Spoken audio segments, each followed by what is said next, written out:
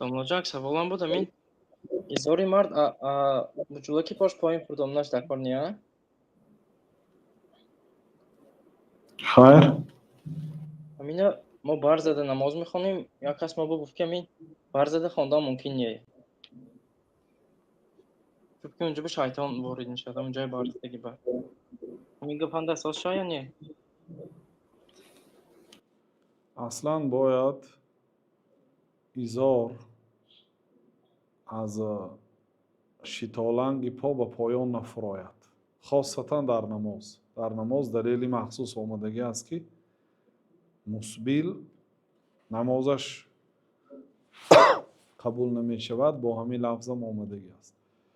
яъне ки бояд изор ё ридош умуман либосаш аз ошиқи пояш поён нафурояд. баробараш бошадам ҳеҷ боки надорад, лекин нафурояд аз ошиқ, яъне аз ҳамун шитоланг буҷулак мегӯям баъзеҳо, нафурояд. муҳим ин ки нафурояд.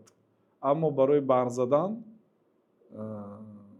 фарз карем дароз бошаду барзадагӣ бошад, далел лозим аст ки пайғамбар саллаллоҳу алайҳи ва саллам гуфта бошанд ки бар назанед гуфта бошанд.